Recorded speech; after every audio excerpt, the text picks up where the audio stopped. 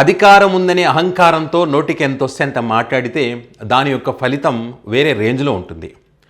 అలా మాట్లాడాలంటే ఎవరైనా అధికారంలో ఉన్న వాళ్ళు వ్యక్తులు ఇష్టం వచ్చినట్టుగా మాట్లాడాలంటే వాళ్ళు నిజాయితీగా ప్రజలకు ఇచ్చినటువంటి హామీలు అద్భుతంగా అమలు చేస్తే వాళ్ళు మాట్లాడిన ఇటువైపు నుంచి కౌంటర్ అనేది ఉండదు.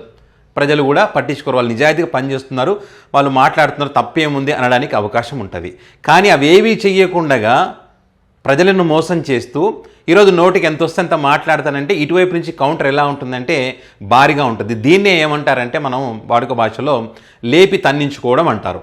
ఇప్పుడు వ్యవసాయ శాఖ మంత్రి అచ్చెన్నాయుడు గారు వైఎస్ఆర్ కాంగ్రెస్ పార్టీ లీడర్లకు సంబంధించి కొన్ని వివాదాస్పదమైనటువంటి కామెంట్స్ చేశారు.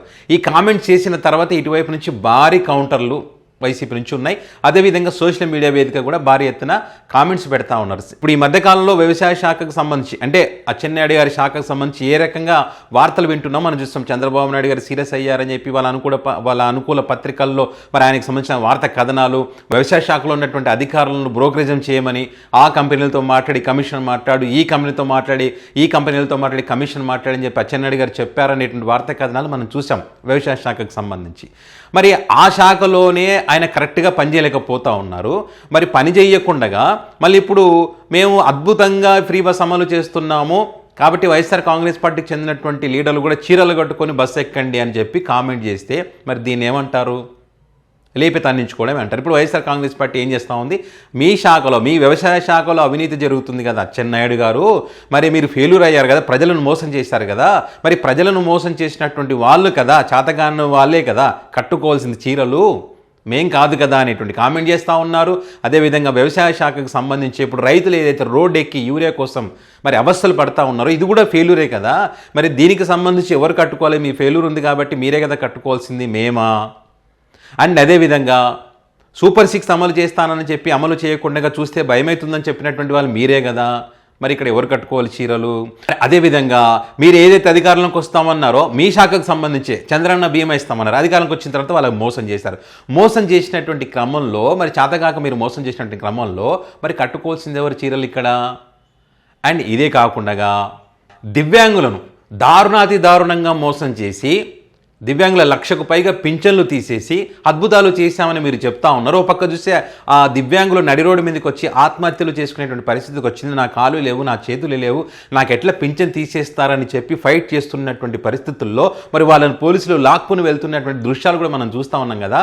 మరి ఆ దివ్యాంగులను మోసం చేసినటువంటి మీరు కట్టుకోవాలా చీరలు, లేకపోతే మేము కట్టుకోవాలా అనే విధంగా కౌంటర్ ఇస్తూ మరి ఇదే కాకుండా విశాఖ ఉక్కు ఆంధ్రలో ఒక్క అని చెప్పి మనం కామెంట్ చేసి ఎన్నికలకు ముందు మేము చక్రాలు తిప్పుతాం, బొంగరాలు తిప్పుతాం, ఎన్డీఏ కూటమి అధికారంలోకి వస్తే అని చెప్పినటువంటి మీరు ఇప్పుడు అధికారంలోకి వచ్చిన తర్వాత మా పరిధిలో లేదు, మేము ఏం చేయలేమని చెప్పి గాలికి వదిలేసి కనీసం అటు విశాఖ స్టీల్ ప్లాంట్ వైపు కూడా పోలేనటువంటి పరిస్థితిలో మీరున్నారు. మరి ఇక్కడ మోసం చేసింది ఎవరు?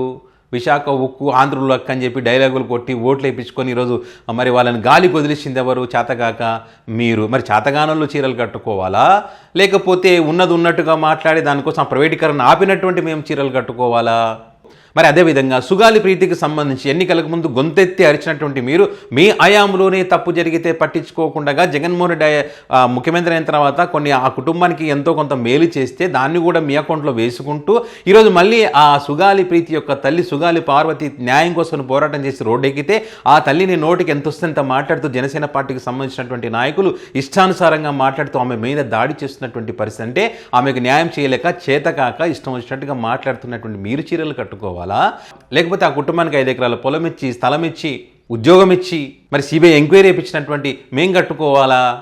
మరి అదేవిధంగా రిషికొండకి సంబంధించి ఇది జగన్మోహన్ రెడ్డి ప్యాలెస్, జగన్మోహన్ రెడ్డి భారతి గారు ఇద్దరు ఉండి బీచ్ చూడడానికి కట్టుకున్నటువంటి ప్యాలెస్ అని చెప్పినటువంటి మీరు మరి ఇదే ఇప్పుడు రిషికొండ ప్రభుత్వ భవనాలు ఇవి, దీనికి ఏం చేయాలి, ఏ రకంగా వాడుకోవాలని మంత్రుల కమిటీ చేశారు కదా, అప్పుడు అబద్ధాలు చెప్పి జగన్ ప్యాలెస్ అన్నటువంటి మీరు ఇప్పుడు అధికారులకు వచ్చిన తర్వాత అద్భుతమైనటువంటి కట్టడాలు ఈరోజు మళ్ళీ ప్రభుత్వ భవనాలని చెప్తా ఉన్నారు కదా. ఇట్లా అబద్ధాలు చెప్పి ప్రజలను మోసం చేసినటువంటి మీరు చీరలు కట్టుకోవాలా?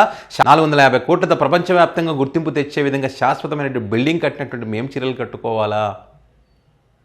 ఇట్లా 1 కాదు 2 కాదు వరుస పెట్టి ఏకి పరేస్తూ ఉన్నారు YSR Congress party social media కానీ ఆ పార్టీ నాయకులు కానీ.